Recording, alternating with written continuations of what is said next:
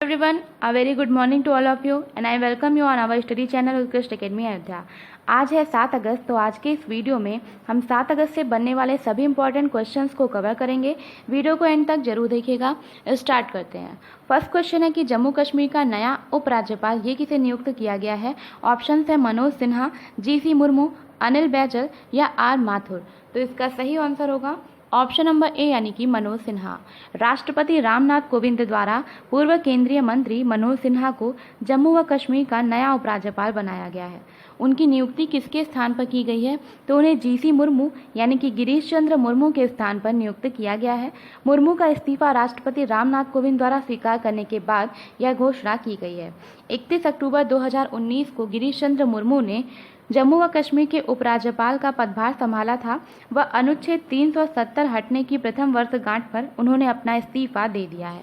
तो ये भी आप याद रखेंगे। ये हैं मनोज सिन्हा, जो कि 3 बार उत्तर प्रदेश के गाजीपुर संसदीय क्षेत्र का प्रतिनिधित्व कर चुके हैं। वह रेल राज्य मंत्री के रूप में भी कार्य कर चुके हैं।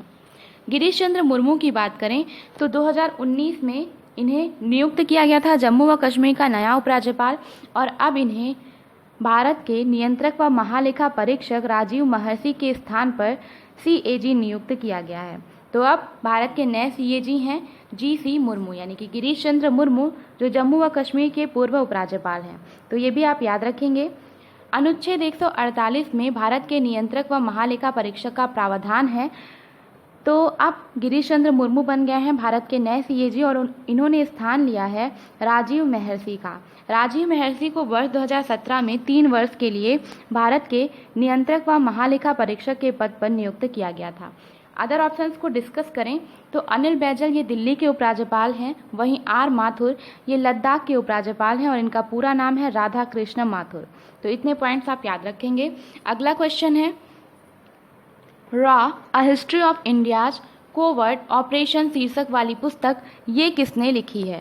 ऑप्शंस हैं यतीश यादव, VK चौधरी, नवीन पटनायक या निरुपमा यादव। तो इसका सही आंसर होगा ऑप्शन नंबर बी यानी कि Yatish Yadav. A history of India's covert operation ये पुस्तक लिखी है यतीश यादव ने। यतीश यादव की बात करें तो ये जांच पड़ताल करने वाले पत्रकार व लेखक हैं और अभी हाल ही में इनके द्वारा यह नई पुस्तक लिखी गई है। और इस नई बुक में भारत की जासूसी एजेंसी जिसकी फुल फॉर्म होती है रिसर्च एंड एनालिसिस विंग द्वारा किए गए बहादुरीपूर्ण कार्य संचालन को इस पुस्तक में दिखाया गया है। और ये बताया गया है कि किस तरह जासूसी कम्युनिटी में ग्रे दीवारों के पीछे वास्तव में ऑपरेशंस को अंजाम दिया जाता है। महान स्पाई मास्टर रामेश्वर नाथ काओ ने की स्थापना की थी 1968 में। तो ये भी आप याद रखेंगे कि यानी कि रिसर्च एंड एनालिसिस विंग, इसकी स्थापना रामेश्वर नाथ काओ ने की थी 1968 में। 1962 के भारत चीन सीमा युद्ध व 1965 के भारत पाक युद्ध के दौरान पहचानी गई इंटेलिजेंस की आवश्यकता को पूरा करने के लिए इसकी स्थापना की गई थी। चीफ की बात करें तो के चीफ यानी प्रमुख हैं सामंत गोयल। इसका हेडक्वार्टर नई दिल्ली में स्थित है। वह इसकी स्थापना हुई थी 21 सितंबर ऑफ 1968। तो 21 सितंबर 1968 में इसकी स्थापना हुई थी। ये भी आप याद रखें। अदर ऑप्शंस को डिस्कस करें तो अभी हाल ही में VK चौधरी इन्होंने एक पुस्तक लिखी थी जो कि बिहार के विधानसभा के अध्यक्ष हैं। इनकी पुस्तक का नाम था विजय कुमार चौधरी की पुस्तक का नाम था सियासत में सदस्यता व इसका विमोचन किया गया था बिहार के मुख्यमंत्री नीतीश कुमार द्वारा। तो सियासत में सदस्यता ये VK चौधरी यानी विजय कुमार चौधरी की पुस्तक है। वहीं निरुपमा यादव की बात करें तो अभी हाल ही में निरुपमा यादव ने विशेष कोड टू विन नामक एक पुस्तक लिखी है, जिसमें भारत के सबसे युवा बास्केटबॉल टीम कप्तान विश्वेश भृगवंशी के जीवन पर आधारित प्रेरणादायक कहानी है। तो विशेष कोड टू विन शीर्षक वाली पुस्तक स्पोर्ट्स वुमेन लेखिका निरुपमा यादव ने लिखी है। ये भी आप याद रखेंगे।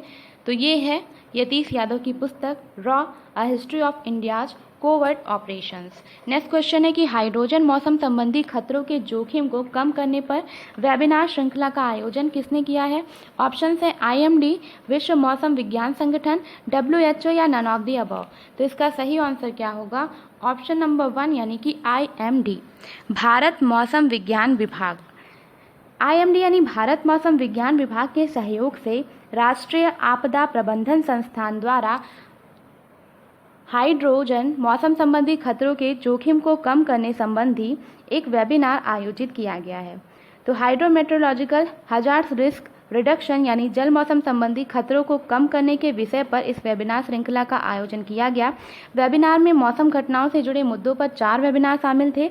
इसमें मौसम संबंधी जोखिमों की बेहतर समझ व प्रभावी सहयोगात्मक कार्रवाइयों के संबंध में मानवीय क्षमता बढ़ाने व सुधार करने पर ध्यान केंद्रित किया गया। तो आप ये याद रखेंगे कि भारत मौसम विज्ञान विभाग के सहयोग से इस वेबिनार का आयोजन किया गया। बात करें इंडियन मेट्रोलॉजिकल डिपार्टमेंट यानी कि IMD की, तो इसके जो चीफ हैं उनका नाम है मृत्युंजय मोहापात्रा। मृत्युंजय मोहापात्रा, इनका भी नाम आप याद रखेंगे और इसके साथ ही आप ये भी याद रखेंगे कि मृत्युंजय मोहापात्रा को ही हम साइक्लोन मैन ऑफ इंडिया के नाम से भी जानते हैं। तो साइक्लोन मैन ऑफ इंडिया ये कहते हैं मृत्युंजय मोहापात्रा को, जो कि IMD चीफ हैं।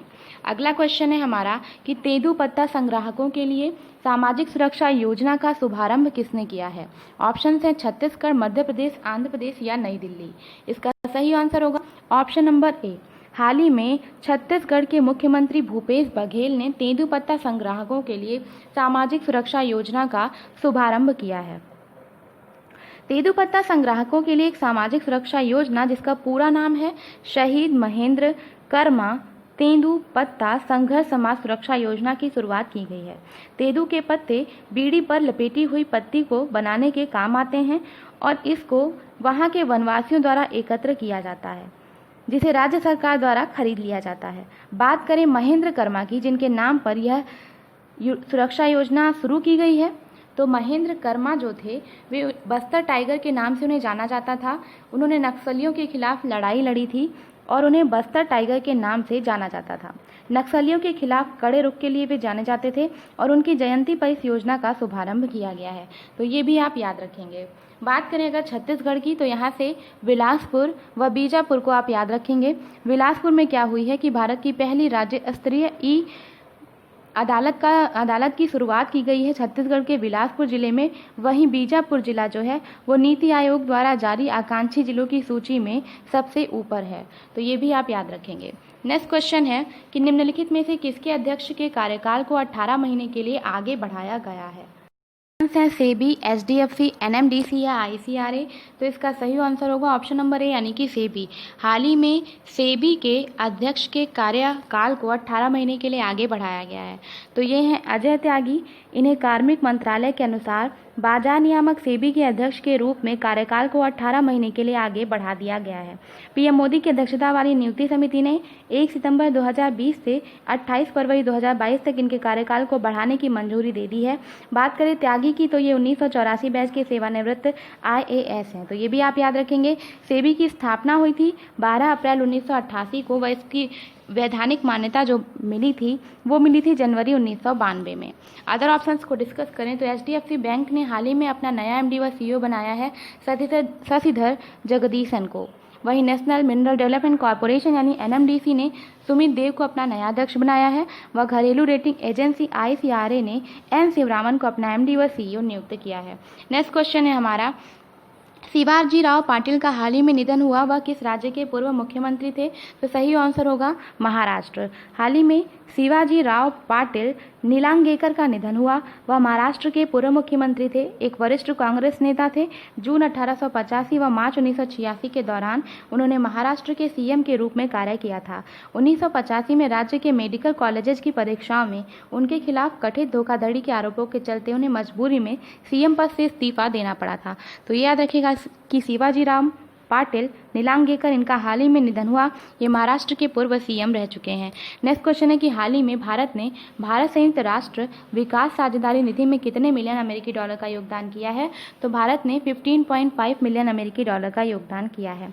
सतत विकास लक्ष्यों के प्रति अपनी विकासात्मक प्राथमिकताओं में विकासशील राष्ट्रों का समर्थन करने की अपनी प्रतिबद्धता के अंतर्गत भारत UN साझेदारी विकास निधि में 15.5 मिलियन डॉलर की राशि दी है। राशि का चेक संयुक्त राष्ट्र में भारत के स्थायी प्रतिनिधि TS तिरुमूर्ति द्वारा UN office for south corporation के निदेशक जॉर्ज चेडिएक को सौंपा गया है। तो ये भी आप याद रखेंगे। अगला क्वेश्चन है कि ई ज्ञान मित्र मोबाइल ऐप ये किसने लॉन्च किया है?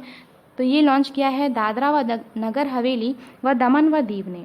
केंद्र शासित प्रदेश दादरा व नगर हवेली और दमन व दीव के द्वारा ऑनलाइन शिक्षा प्रदान करने के लिए ई ज्ञान मित्र मोबाइल ऐप लॉन्च किया गया है।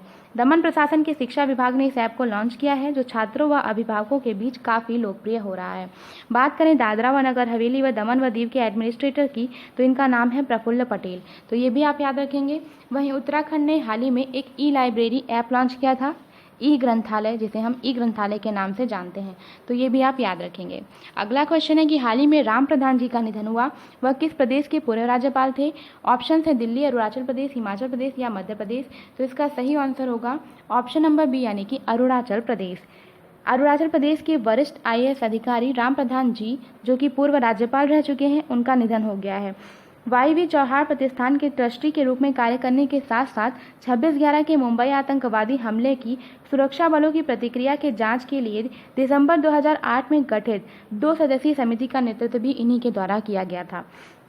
वह असम तथा मिजोरम शांति समझौते पर हस्ताक्षर करने में भी इन्होंने महत्वपूर्ण भूमिका निभाई थी और इन्हें 1987 में भारत के तीसरे सर्वोच्च नागरिक सम्मान यानी कि पद्म भूषण से भी सम्मानित किया गया है। तो ये भी आप याद रखेंगे कि 1987 में इन्हें भारत के तीसरे सर्वोच्च नागरिक सम्मान यानी पद्म भूषण से भी सम्मानित किया गया है। अदर ऑप्शंस को डिस्कस करें तो अभी हाल ही में मध्य प्रदेश के राज्यपाल लालजी टंडन का निधन हो गया। उनकी मृत्यु के पश्चात उत्तर प्रदेश की राज्यपाल आनंदीबेन पटेल को वहां का राज्यपाल भी नियुक्त किया गया है, तो ये भी आप याद रखेंगे। लास्ट क्वेश्चन है कि हिरोशिमा डे ये कब मनाया जाता है? तो ये मनाया जाता है 6 अगस्त को। 6 अगस्त को हम हिरोशिमा डे मनाते हैं। 6 अगस्त को सेकेंड वर्ल्ड वॉर के दौरान हिरोशिमा पर गिराए गए एटम बम की सालगिरह का प्रतीक है। 6 अगस्त 1945 को जापान के हिरोशिमा शहर पर USA ने लिटिल बॉय नामक एटम बम गिराया था और इस दिन को एटम एनर्जी व परमाणु हथियारों के खतरे के बारे में शांति को बढ़ावा देने व जागरूकता फैलाने के लिए याद किया जाता है, तो ये भी आप याद रखेंगे। सेकेंड वर्ल्ड वॉर की बात करें तो ये चला था 1939 से 1945 तक। दुनिया का पहला एटम बम ये था जिसमें 9000 पाउंड से भी अधिक यूरेनियम 235 लोड किया गया था और जिसे US B-29 बॉम्बर एयरक्राफ्ट द्वारा 6 अगस्त 1945 को हिरोशिमा के जापानी शहर एनोलो पर गिराया गया था, तो ये भी आप याद रखेंगे। आज का हमारा क्वेश्चन ऑफ द डे ये है कि किसको पेशेवर श्रेणी में my life my video blogging प्रतियोगिता ये जीती है किसने? ऑप्शंस हैं अश्वथ हेगड़े, रजनी गहलोत, सचिन अरोड़ा या इनमें से कोई नहीं। इसका सही आंसर आपको कमेंट बॉक्स में कमेंट करके बताना होगा। कल का हमारा क्वेश्चन था कि the spirit of cricket India ये पुस्तक किसने लिखी है? तो ये पुस्तक लिखी है स्टीव वॉ ने। स्टीव वॉ, इस पुस्तक में वॉन ने भारतीयों के दिलों में क्रिकेट की खास जगह को चित्रित किया है, तो ये आप याद रखेंगे कि the spirit of cricket India ये पुस्तक स्टीव वॉ की है। आज के लिए बस इतना ही। कल मिलेंगे कुछ नए कैंपेन के साथ, तब तक के लिए have a nice day. Video पसंद आए तो लाइक करें, शेयर करें, कमेंट करें। चैनल पर नए हो तो सब्सक्राइब कर लें और आप हमारे उत्कृष्ट एकेडमी के ऐप से भी जुड़ सकते हैं। ऐप से जुड़ने के लिए डिस्क्रिप्शन बॉक्स में दिए गए लिंक को फॉलो करें, ऐप को इंस्टॉल करें, रजिस्टर करें और हमसे जुड़ें। मिलेंगे कल कुछ नए करेंट क्वेश्चंस के साथ, तब तक के लिए have a nice day. Bye bye.